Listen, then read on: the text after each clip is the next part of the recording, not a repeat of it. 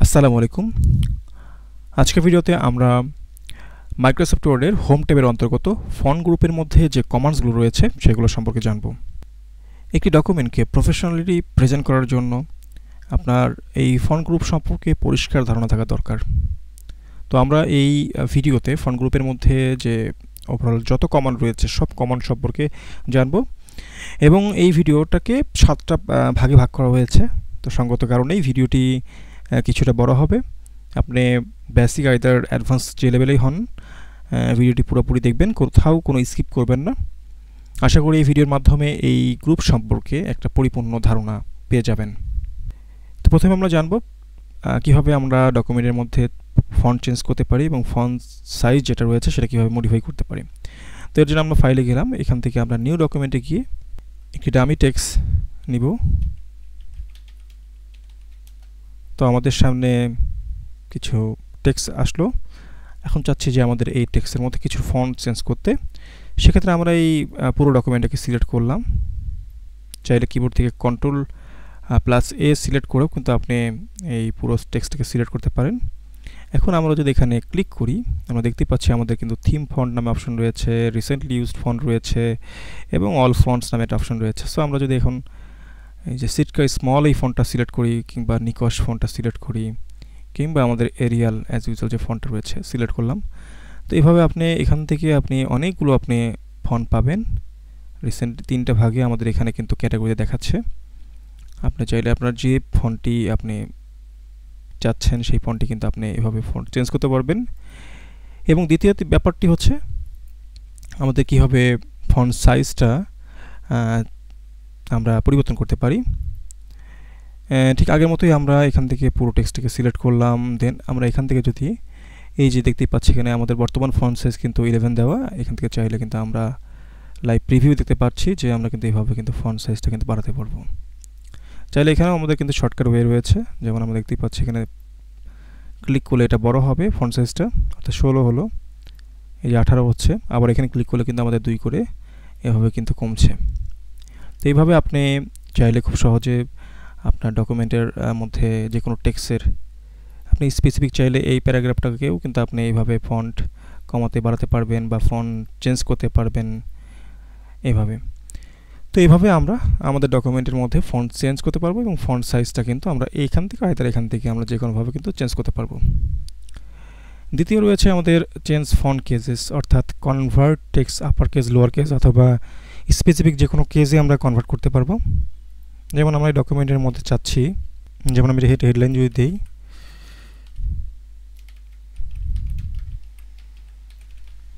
আমি এটা আপনার একটি হেডলাইন দিলাম। এটা যদি আমরা কেস চেঞ্জ করি, অর্থাৎ এটাকে আমি যদি এখানে ক্লিক করবো আমরা আমাদের চেঞ্জ কেসের জন্য, আমরা দেখতে পাচ্ছি আমাদের সেন্টেন্স কেস, অর্থাৎ আমাদের এখন বর্তমানে সেন্টেন্স কেস অনুযায়ী হয়ে গেল। দেখেন প্রিভিয়াস কিন্তু আমি যদি Ctrl+Z দিই তাহলে আমাদের প্রিভিয়াস মোডে আমরা দেখতে পারবো। যেমন আমি ভি এবং সি এভাবে দিয়েছিলাম যে এটা বড় হাতের এবং এটা বড় হাতের। তো সেই ক্ষেত্রে কিন্তু আমার এখানে কিন্তু এটা সেন্টেন্স কেজ অনুযায়ী ছিল না। যখন আমি টেক্সটকে সিলেক্ট করে সেন্টেন্স কেজ দিলাম তখন কিন্তু আমার এই সিটা কিন্তু ছোট হাতের হয়ে গেল। অর্থাৎ আমাদের সেন্টেন্সের মধ্যে যেটা হয় আর কি, প্রথম সেন্টেন্সের প্রথম ওয়ার্ডটা কিন্তু বড় হাতে থাকে, তারপরেগুলো ছোট হাতের। তো সেই অনুপাতে এটা আর কি চেঞ্জ হলো। আমি চাইলে এটাকে লোয়ার কেস করতে পারি, অর্থাৎ সব ছোট হাতের হবে। চাইলে এটাকে আমি আপার কেস করতে পারি, সব বড় হাতের হবে। চাইলে এটাকে ক্যাপিটালাইজ ইচ ওয়ার্ড, অর্থাৎ প্রত্যেকটা ওয়ার্ড বড় হাতের হবে। দেন এটাকে টগল কেস করতে পারি, যে প্রথমটা ছোট হাতের বাকিগুলো সব বড় হাতের, এই মাফিকও রাখতে পারি আমরা। তো এটা আমাদের আসলে যখন যদি কোনো ডকুমেন্টের মধ্যে আমাদের সেন্টেন্স কেস ঠিক না থাকে সেক্ষেত্রে কিন্তু কুইকলি আমরা এখান থেকে কিন্তু সেই কেসটা কিন্তু চেঞ্জ করতে পারবো বা সেটাকে আমরা অ্যাডজাস্ট করে নিতে পারবো। তারপর রয়েছে আমাদের টেক্সট বোল্ড, ইতালিক, আন্ডারলাইন বা স্ট্রাইক থ্রো করার জন্য আমরা কীভাবে সেই টেক্সটটাকে মডিফাই করব। থার্ড যে টপিকটা রয়েছে সেটা আমরা দেখি। তো আমরা দেখতেই পাচ্ছি যে আমাদের ডকুমেন্টের মধ্যে কিছু টেক্সট, এই যে টেক্সটগুলো রয়েছে, চাইলে আমরা এটাকে এই অংশটাকে যদি চাই আমরা বোল্ড করতে বা এটা ইম্পর্টেন্ট একটা টেক্সট, সেক্ষেত্রে আমরা টেক্সটটাকে সিলেক্ট করব। দেন আমরা এখান থেকে কিন্তু এখানে ক্লিক করে কিন্তু এটাকে বোল্ড করতে পারবো। চাইলে আমরা কিবোর্ড থেকে Ctrl+B প্রেস করেও কিন্তু আমরা এটাকে বোল্ড করে নিতে পারবো। এরপর আমরা দেখব আমাদের যে ইতালিক যে সিস্টেম রয়েছে, অর্থাৎ আমরা কোনো টেক্সটকে যদি ইতালিক করতে চাই সেক্ষেত্রে আমরা প্রথমে পূর্বের মতোই টেক্সটকে সিলেক্ট করে নেব। ধরুন আমি এই টেক্সটকে সিলেক্ট করলাম, এই সেন্টেন্সটাকে। দেন আমি যদি এখান থেকে এখানে প্রেস করি অথবা কিবোর্ড থেকে Ctrl+I প্রেস করি, তাহলে কিন্তু আমাদের এই টেক্সটটা ইতালিক স্টাইলে হয়ে যাবে। এরপর আসলো আমাদের আন্ডারলাইন করতে। যদি কোনো আমার টেক্সটকে আমরা আন্ডারলাইন করতে চাই, এক্ষেত্রে আমি এটাকে দেখাচ্ছি, আমরা এটার ফন্ট সাইজ বাড়িয়ে নিয়ে এটা চাচ্ছি এটাকে আন্ডারলাইন করতে। তো সেক্ষেত্রে আমি যদি এখানে ক্লিক করি অথবা কিবোর্ড থেকে Ctrl+U প্রেস করি, তাহলে কিন্তু আমাদের এটা আন্ডারলাইন হয়ে যাবে। তো এক্ষেত্রে আপনি কিন্তু আন্ডারলাইন বিভিন্নভাবে করতে পারেন, যেমন এটা সিঙ্গেল লাইন রয়েছে, এটা চাইলে ডাবল লাইন করতে পারেন, এটাকে এভাবে মোটা করে দিতে পারবেন, বা এটাকে এই স্টাইল, অনেকগুলো স্টাইল এখানে রয়েছে। আন্ডারলাইনের এখানে কালার রয়েছে স্পেসিফিক, আপনি চাইলে বিভিন্ন কালার এটাকে ইমপ্লিমেন্ট করতে পারবেন। আপনার ডকুমেন্ট অনেক সময় এটা কালারে আপনি হয়তো চাচ্ছেন, তো চাইলে এটাকে আপনি এভাবে কিন্তু অ্যাডজাস্ট করে নিতে পারবেন। দেখতেই পাচ্ছেন। এছাড়া আরও অনেকগুলো আন্ডারলাইন রয়েছে, এই যেখান থেকে আমাদের আন্ডারলাইন স্টাইল কিন্তু এখানে অনেকগুলো রয়েছে, চাইলে এই স্টাইলগুলো কিন্তু আপনি পেতে পারেন। তারপর রয়েছে আমাদের স্ট্রাইক থ্রো। চাইলে আমরা কোনো টেক্সটটাকে, যেমন আমি এই টেক্সটটাকে স্ট্রাইক থ্রো করব, তো জাস্ট টেক্সটটাকে সিলেক্ট করলাম এবং এখান থেকে যদি আমি ক্লিক করি, তাহলে কিন্তু আমাদের টেক্সটটা কিন্তু স্ট্রাইক থ্রো কিন্তু হয়ে যাবে। দেখতেই পাচ্ছি এটা। এরপর আমাদের আসলো যেটা আমরা এখন দেখব সাবস্ক্রিপ্ট এবং সুপারস্ক্রিপ্ট কীভাবে করতে হয়। যেমন আমি এই টেক্সটটাকে সরিয়ে দিলাম। আমরা অনেক সময় আমাদের ম্যাথমেটিক্সে সূত্র লিখি, যেমন a+b whole square equal to a square plus 2ab plus b square. তো দেখতেই পাচ্ছেন আমরা কিন্তু আমাদের বীজগণিতিক যে সূত্রটা রয়েছে সেটা লিখলাম। তো আমি এটা নর্মাল ফন্টেই দিলাম এবং এটা ফন্ট সাইজটা একটু বাড়িয়ে দিলাম।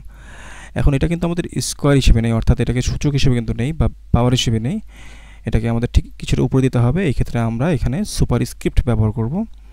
আমরা এখান থেকে কিন্তু খুব সহজে আমরা এই যে সুপারস্ক্রিপ্ট দেখতে পাচ্ছি এখানে লেখা, আমরা সুপারস্ক্রিপ্ট করতে হবে আমাদের এটা। জাস্ট আমরা টেক্সটকে সিলেক্ট করে ক্লিক করলাম, দেখতেই পাচ্ছেন আমাদের কিন্তু এটা হয়ে গেল। এভাবে আপনি মাল্টিপল কিন্তু দুটো একসাথে সিলেক্ট করেও কিন্তু আপনি জাস্ট ক্লিক করলে কিন্তু দুটো একসাথে হয়ে যাবে। এক্ষেত্রে আপনি চাইলে কিবোর্ড থেকে কিন্তু খুব সহজে Ctrl+Shift+, অর্থাৎ ডাবল প্লাস এটা প্রেস করেও কিন্তু আপনি এই সুপারস্ক্রিপ্টটা কিন্তু চেঞ্জ করে নিতে পারবেন।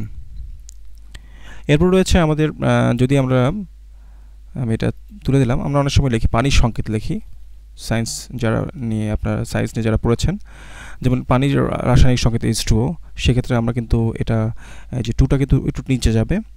তো এক্ষেত্রে আমরা এটাকে সুপারস্ক্রিপ্ট না, এটাকে সাবস্ক্রিপ্ট হিসেবে লাগবে আমাদের। তো সাবস্ক্রিপ্ট হিসেবে এটা আমরা দেখাতে পারি, আমরা কিবোর্ড থেকে যদি Ctrl+= যদি আমি প্রেস করি অথবা এখানে যদি আমরা ক্লিক করি, দেখতে পাচ্ছি আমাদের এটা কিন্তু ঠিক কিছুটা নিচে নেমে গেল, অর্থাৎ এটা সাবস্ক্রিপ্ট হিসেবে কিন্তু শো করছে। তো এইভাবে আমরা আমাদের ডকুমেন্টের মধ্যে যদি আমরা কোনো কোশ্চেন ক্রিয়েট করতে যাই, আমাদের একাডেমিকভাবে কোনো প্রশ্ন তৈরি করতে চাচ্ছি, সেক্ষেত্রে কিন্তু এই জিনিসগুলো কিন্তু আপনার জানা থাকা খুব দরকার। সেক্ষেত্রে আপনি সাবস্ক্রিপ্ট এবং সুপারস্ক্রিপ্ট এই মেথডটা কিন্তু অ্যাপ্লাই করে কিন্তু এইভাবে আপনি আপনার কাজগুলো করতে পারবেন। এরপর রয়েছে আমাদের টেক্সট ইফেক্ট এবং টাইপোগ্রাফি, যেগুলো রয়েছে যে আপনি কোনো টেক্সটের মধ্যে আপনি শ্যাডো বা রিফ্লেকশন অ্যাড করতে পারবেন। তো আমি এখান থেকে আমি টেক্সট নিচ্ছি, আমি এটা ফন্ট সাইজটা কমিয়ে দিলাম।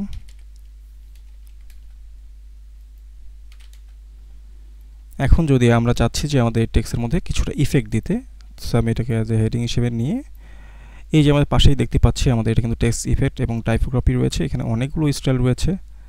আমি যদি এটি একটু রাইট সাইডে করে দিই, এখন যদি আমি এটা সিলেক্ট করি, তো প্রিভিউ দেখতে পাচ্ছেন, এবং যদি এটাকে বড় করে দেই, দেখতেই পাচ্ছেন এটা কিন্তু চমৎকার কিছু ইফেক্ট এখানে রয়েছে।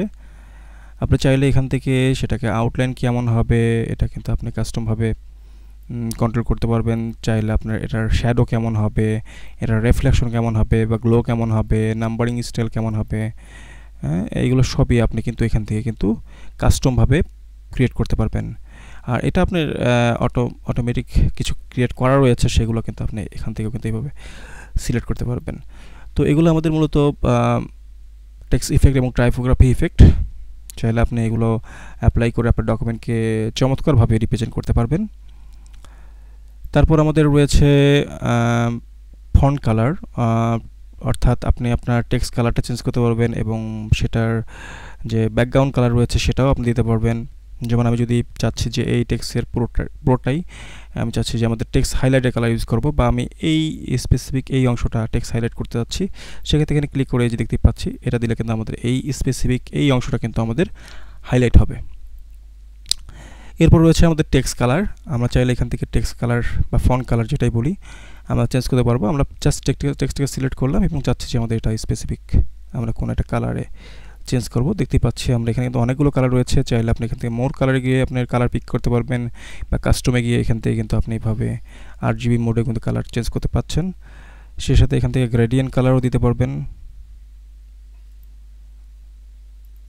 তো গ্রেডিয়েন্ট কালার অনেক ধরনের রয়েছে, যেখান থেকে অপশনে গিয়ে কিন্তু আপনি এটা চেঞ্জ করতে পারবেন। এখানে গ্রেডিয়েন্ট কালার অনেকগুলো অপশন রয়েছে। তো আমরা চাইলে এইভাবে কিন্তু আমি পূর্বের নেই আবার যে কোনো একটা কালার পিক করছি। তো এইভাবে কিন্তু আমরা আমাদের টেক্সট কালারটা কিন্তু চেঞ্জ করতে পারবো। চাইলে আমরা গ্রেডিয়েন্ট মোডে কিংবা মোর কালারে গিয়ে কিন্তু আমাদের এখান থেকে যে কালারটা চাচ্ছি না অন্য কালার চাচ্ছি, সেই ক্ষেত্রে কিন্তু আমরা সেই কালারগুলো RGB মোড থেকে আমরা কিন্তু এটা অ্যাডজাস্ট করে নিতে পারবো। এবং সর্বশেষ যে বিষয়টা সেটা হচ্ছে ক্লিয়ার অল ফরম্যাটিং, অর্থাৎ আপনি যদি আপনার ডকুমেন্টের মধ্যে যে ইফেক্টগুলো বা যে টেক্সট স্টাইল যেগুলো অ্যাপ্লাই করেছেন চাইলে এগুলো সব এক ক্লিকে আপনি রিমুভ করে দিতে পারবেন। জাস্ট আপনি টেক্সটগুলো সিলেক্ট করবেন এবং এখান থেকে এই অপশনটা ক্লিয়ার অল ফরম্যাটিং এখানে ক্লিক করলে কিন্তু দেখতে পাচ্ছেন আপনার শুধুমাত্র যে টেক্সট হাইলাইটার আছে সেটা বাদে কিন্তু আপনার টোটালি কিন্তু সব কিছু কিন্তু আপনার এটা কিন্তু রিমুভ করে দিচ্ছে। যে ফরম্যাটিংগুলো ছিল, অর্থাৎ আপনি টেক্সট যদি সাইজ বড় করেন, যে বড় করছি বা এটা চেঞ্জ করলাম, এখন যদি আমি এটা ক্লিক করি দেখতেই পাচ্ছি আমাদের সবগুলো কিন্তু আমাদের রিমুভ হয়ে যাবে। সো এইভাবে আপনারা ফন্ট গ্রুপের মাধ্যমে আপনার কাঙ্ক্ষিত টেক্সটের কালার থেকে শুরু করে ফন্ট চেঞ্জিং থেকে শুরু করে যে কোনো জিনিস কিন্তু আপনি অ্যাডজাস্ট করতে পারবেন। সর্বশেষ আমরা একটা জিনিস দেখব, সেটা হচ্ছে আমাদের ফন্টের পাশে ঠিক এই কর্নারে একটা অপশন রয়েছে। আমরা দেখতে পাচ্ছি এখানে একটা ফন্ট পপ আপ চলে আসলো। আমরা চাইলে এখান থেকেও আমরা ফন্ট চেঞ্জ করতে পারবো, ফন্ট স্টাইল চেঞ্জ করতে পারবো। অনেকগুলো ফন্টের 4টা করে স্টাইল থাকে, যেমন রেগুলার, ইতালিক, বোল্ড এবং ইতালিক বোল্ড, এবং সেটা দেখাচ্ছে যে কীভাবে এখানে প্রিভিউ দেখাবে। চাইলে আপনি এখানে সাইজগুলো চেঞ্জ করতে পারবেন, আবার ফন্ট কালারটা এখান থেকে চেঞ্জ করতে পারবেন, এটার আন্ডারলাইনটা কেমন হবে বা এটার ইফেক্টটা কেমন হবে, স্ট্রাইক থ্রো বা ডাবল স্ট্রাইক থ্রো দিবেন কিনা, বা সুপার সাবস্ক্রিপ্ট হিসেবে এটা নিতে পারবেন, বা স্মল ক্যাপসগুলো নিতে পারবেন। তো এইভাবে কিন্তু আপনি এখান থেকে এটা চেঞ্জ করতে পারবেন। চাইলে এখান থেকে টেক্সট ইফেক্ট দিতে পারবেন, বা আপনার স্পেসিফিক চাচ্ছেন যে আপনার ডকুমেন্টে সবসময় 16 ফন্ট থাকবে, সেক্ষেত্রে এটাকে সেট অ্যাজ ডিফল্টও করতে পারবেন যে সব ডকুমেন্টের জন্য এটা 16 ফন্ট। আপনি যখন লেখা শুরু করবেন 16 ফন্ট থেকে, বা এই স্পেসিফিক যে ফন্টটা চাচ্ছেন সেই ফন্টে আপনার ডকুমেন্টটা প্রথম থেকে তৈরি হবে। এবং অ্যাডভান্সে গেলেও আপনি এখান থেকে কিছু আরও অ্যাডভান্স লেভেলের কিছু বিষয় রয়েছে, আমি এইগুলোতে যাচ্ছি না। আপাতত আপনারা যে বিষয়গুলো দেখানো হয়েছে, তো এই বিষয়গুলোর মাধ্যমে আশা করি বুঝতে পেরেছেন যে ফন্ট গ্রুপের মধ্যে আমাদের কী কী বিষয় রয়েছে। সো আমি যদি রিক্যাপ করি, প্রথমে আমরা জানলাম যে কীভাবে ফন্ট চেঞ্জ করতে হয়, ফন্ট সাইজ অ্যাডজাস্ট করতে হয়। তারপর আমরা জানলাম কীভাবে ফন্টের কেস যেগুলো রয়েছে, যেমন আপার কেস, লোয়ার কেস, সেগুলো অ্যাডজাস্ট করতে হয়। কীভাবে টেক্সট বোল্ড, ইতালিক বা আন্ডারলাইন বা স্ট্রাইক থ্রো করতে হয়, সাবস্ক্রিপ্ট, সুপারস্ক্রিপ্ট সম্পর্কে জানলাম, টেক্সট ইফেক্ট সম্পর্কে জানলাম, ফন্ট কালার সম্পর্কে জানলাম, এবং অ্যাট দ্য এন্ড আমরা জানলাম যে কীভাবে এই যে অল ফরম্যাটিংগুলো আমরা অ্যাপ্লাই করলাম সেগুলো কীভাবে ওয়ান ক্লিকে কীভাবে আমরা রিভার্ট করতে পারি অ্যাজ এ ডিফল্ট টেক্সট হিসেবে। আশা করি এই ভিডিওর মাধ্যমে ফন্ট গ্রুপ সম্পর্কে আপনারা বিস্তারিত জানতে পেরেছেন। যদি আপনাদের কোনো কোশ্চেন থেকে থাকে অবশ্যই ভিডিওর কমেন্ট বক্সে জানাবেন, এবং আপনি যদি এই চ্যানেলে নতুন হয়ে থাকেন অবশ্যই সাবস্ক্রাইব করবেন, এবং ডেফিনেটলি আপনার পরিচয় যারা রয়েছে, যারা মাইক্রোসফট ওয়ার্ডে স্কিল হতে চাচ্ছে, তার সাথে অবশ্যই শেয়ার করবেন। তো সবাই ভালো থাকবেন সেই কামনায়। আসসালামু আলাইকুম।